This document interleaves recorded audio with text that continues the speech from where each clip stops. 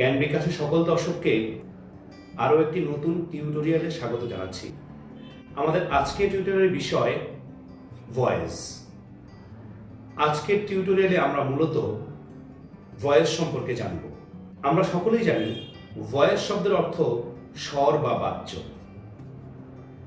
আর voice মূলত দু প্রকার, যথা অ্যাক্টিভ ভয়েস এবং প্যাসিভ ভয়েস। তবে ইংরেজিতে আরও দুই প্রকার ভয়েস রয়েছে, সেগুলো হচ্ছে কোয়াসি প্যাসিভ ভয়েস এবং রিফ্লেক্সিভ ভয়েস।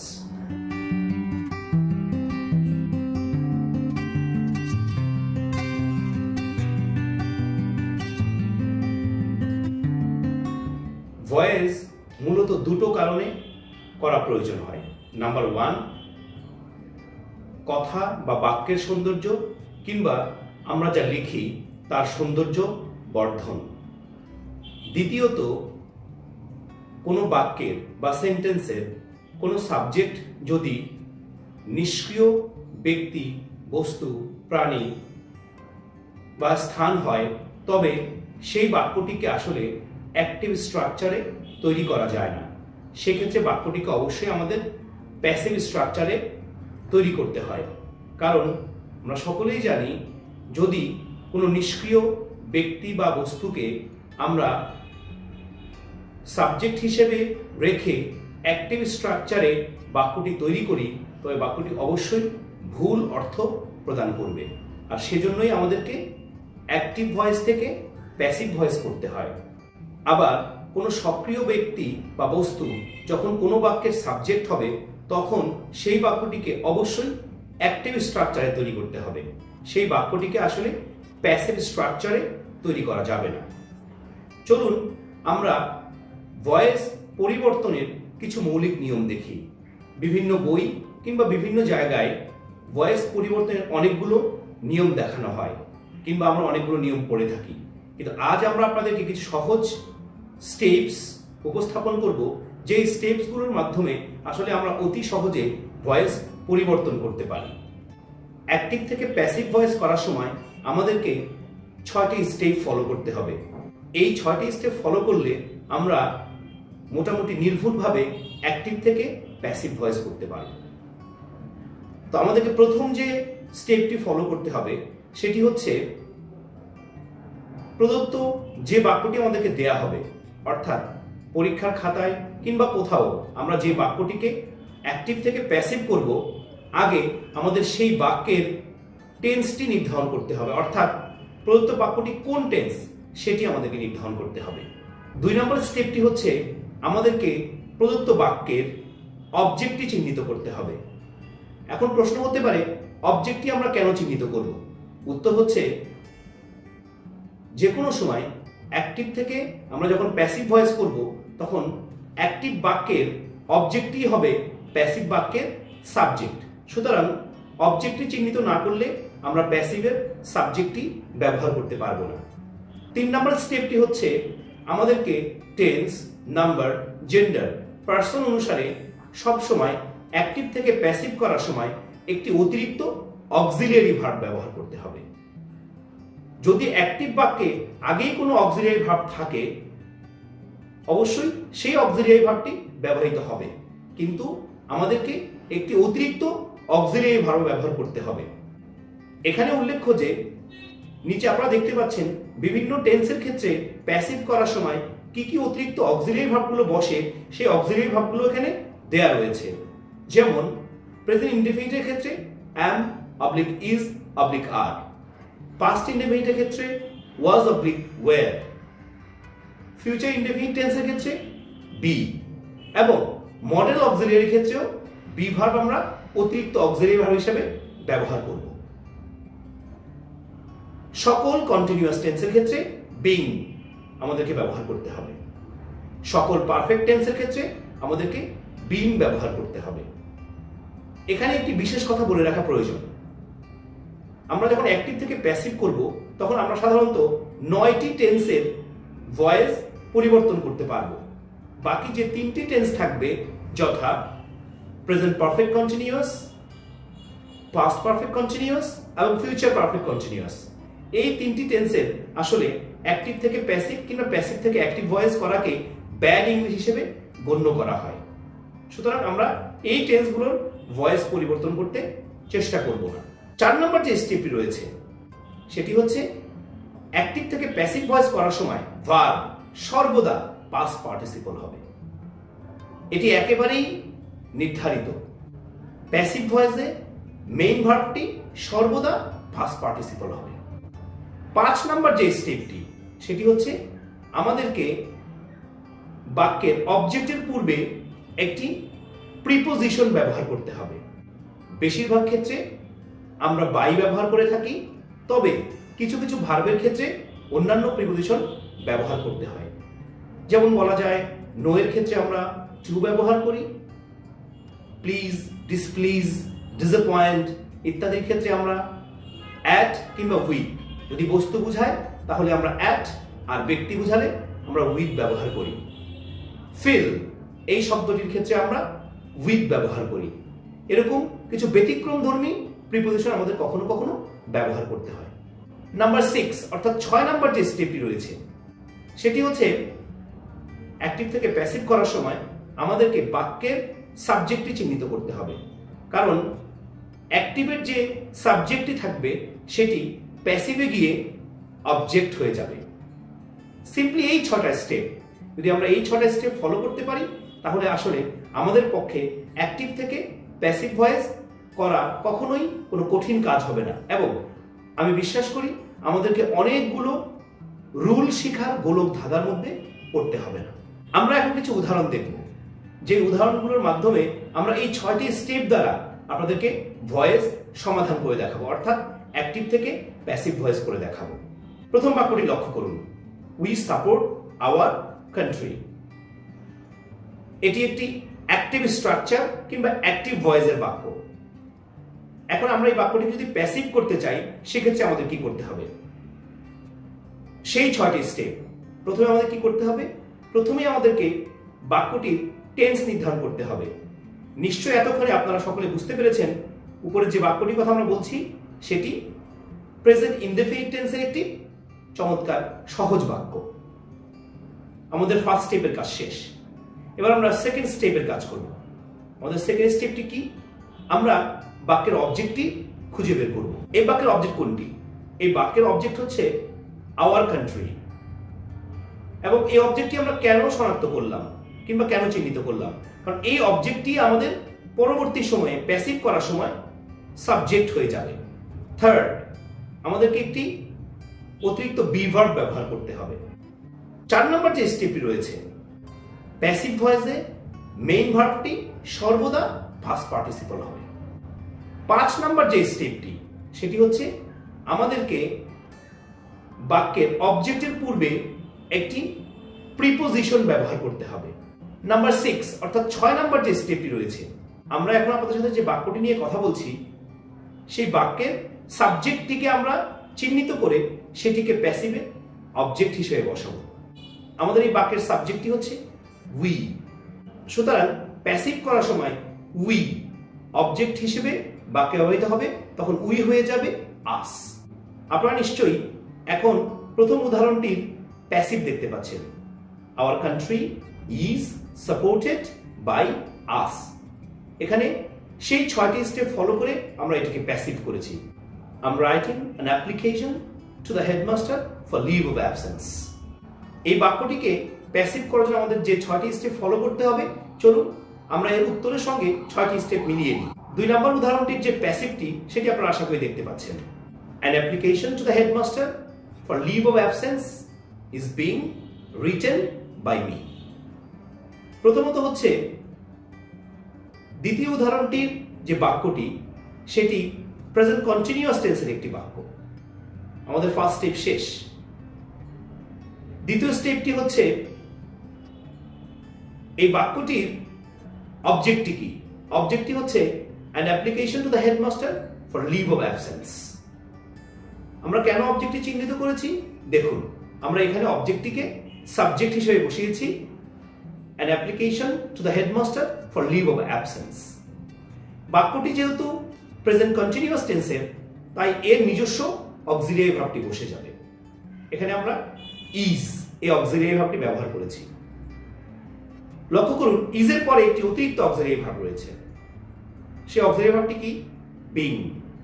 আমরা আপনাদেরকে প্রথমেই দেখিয়েছি যে কোনো কন্টিনিউয়াস টেন্সের ক্ষেত্রে অতিরিক্ত অক্সিলিয়ারি ভার্ব হিসেবে বিং বসবে, সেটি প্রেজেন্ট কন্টিনিউয়াস হোক, পাস্ট কন্টিনিউয়াস হোক কিংবা ফিউচার কন্টিনিউয়াস হোক। রিটেন কেন হয়েছে? এটা আমাদের চতুর্থ স্টেপ ছিল। চতুর্থ স্টেপটি কি ছিল?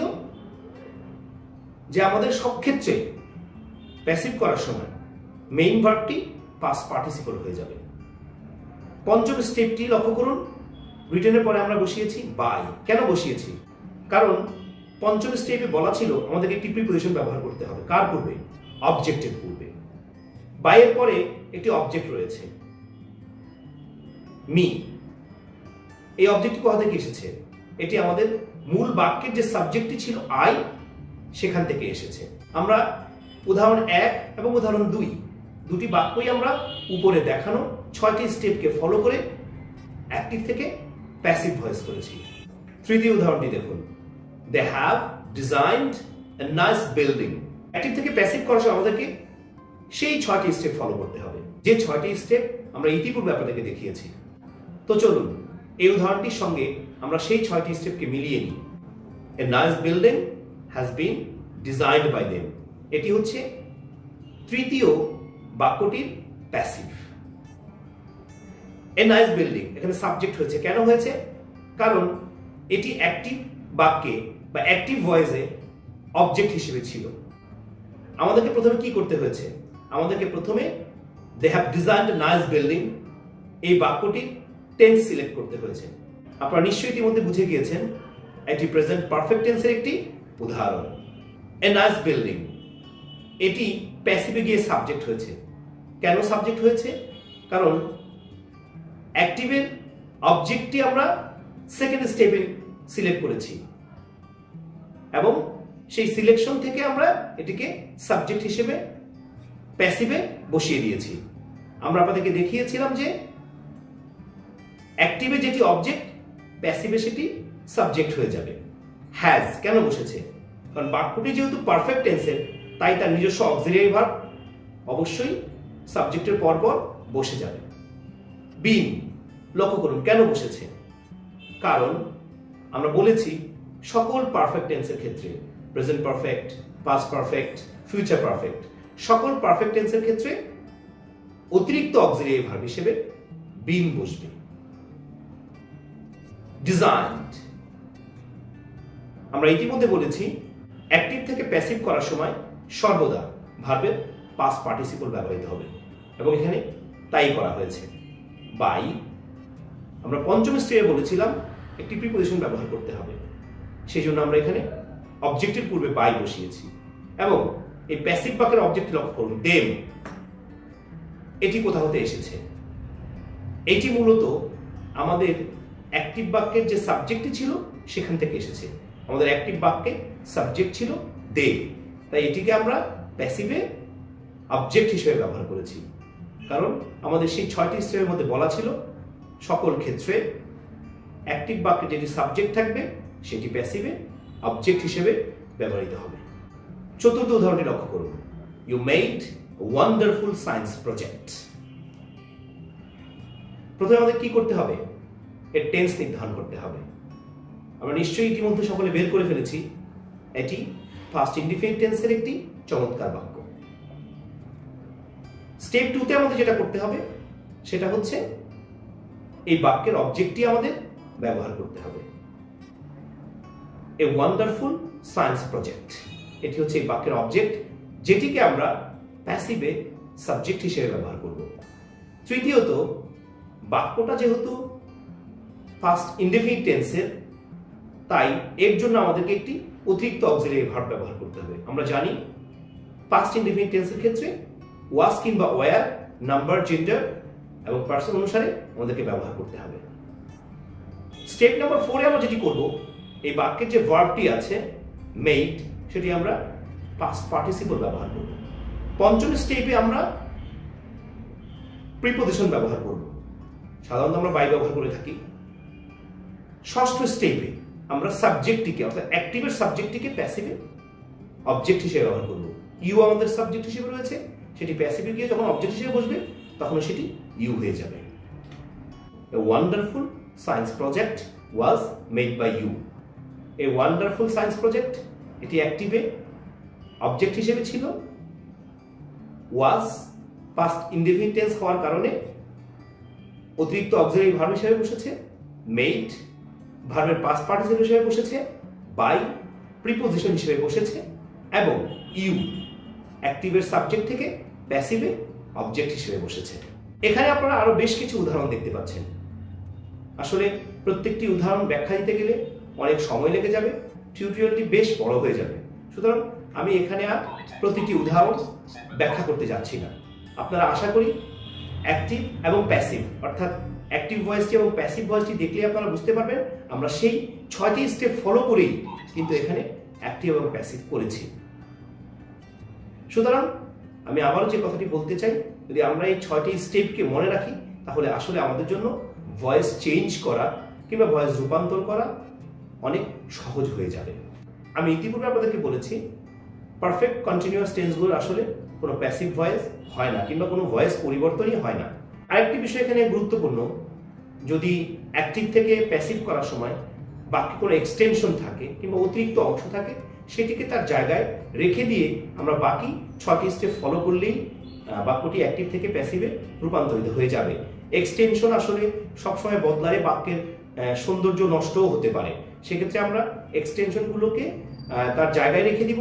আর যদি আমরা কেউ এক্সপার্ট থাকি, যদি আমরা করতে পারি, সেক্ষেত্রে কখনো কখনো এক্সটেনশনগুলো পরিবর্তন করলেও বাক্যের শ্রুতিমধুরতা বৃদ্ধি পায়। হি presented me a nice gift on my birthday. এই বাক্যটি লক্ষ্য করুন, এই অ্যাক্টিভ বাক্যটিতে একটি অতিরিক্ত অংশ আছে। আমরা বাক্যটি যখন প্যাসিভ করব তখন আপনারা দেখতে পাবেন হি presented me a nice gift. দেখুন, আমরা এই বাক্যটিকে যখন প্যাসিভ করব তখন আমরা প্রথমে কি করব? প্রথমে আমরা এই বাক্যটির টেন্স নির্ধারণ করব। এটি পাস্ট ইনডিফিনিট টেন্সের একটি বাক্য। এবার স্টেপ 2তে আমরা কি করব? এই বাক্যটির অবজেক্ট আমরা নির্ধারণ করব। তো এই বাক্যটির অবজেক্ট কি? এই বাক্যটির অবজেক্ট হচ্ছে মি এবং এ নাইস গিফট। এখানে একটি কথা উল্লেখ্য যে যখন কোনো বাক্যে দুটো অবজেক্ট থাকবে তখন আমরা ব্যক্তিবাচক অবজেক্টটিকে বাক্যের সাবজেক্ট হিসেবে ব্যবহার করাটা শ্রেয় হবে। এখানে আমরা মিকে প্যাসিভে সাবজেক্ট হিসেবে ব্যবহার করব। নাম্বার 3, এখানে প্রেজেন্টেড টেন্স অনুসারে যেহেতু বাক্যটি পাস্ট ইনডেফিনিট টেন্সের, তাই এখানে আমাদেরকে একটি অতিরিক্ত অক্সিলারি ভার্ব ব্যবহার করতে হবে। নাম্বার 4, প্রেজেন্টেড এই মেইন ভার্বটির আমাদেরকে পাস্ট পার্টিসিপল ব্যবহার করতে হবে। নাম্বার 5, আমাদেরকে একটি প্রিপোজিশন ব্যবহার করতে হবে। নাম্বার 6, আমাদেরকে সাবজেক্টিভ অবজেক্টিভ ফর্ম ব্যবহার করতে হবে। আমরা এখানে দেখতে পাচ্ছি সাবজেক্ট হচ্ছে হি, সুতরাং এটির অবজেক্টিভ ফর্ম আমরা প্যাসিভ ব্যবহার করব, যেটি হিম হিসেবে রূপান্তরিত হয়ে অবজেক্ট হবে। এখানে দেখুন, এই বিষয়গুলো বাদ দিয়ে subject, object, main verb, auxiliary verb, preposition এগুলো বাদ দিয়েও এখানে আরো একটি অংশ রয়েছে, অন মাই বার্থডে। এটি আসলে একটি এক্সটেনশন, এটির জায়গা আমরা পরিবর্তন না করলেও পারি। সুতরাং এই বাক্যটিকে প্যাসিভ করলে যা হবে তা হচ্ছে I was presented a nice gift on my birthday by him, অথবা I was presented a nice gift by him on my birthday. আজকের এই টিউটোরিয়ালটি শোনার জন্য জ্ঞান বিকাশের সকল দর্শককে আন্তরিক ধন্যবাদ জানাচ্ছি। আপনাদের সকলের সুস্বাস্থ্য এবং মঙ্গল কামনা করে আজকের মতো এখানে বিদায় নিচ্ছি। আল্লাহ হাফেজ।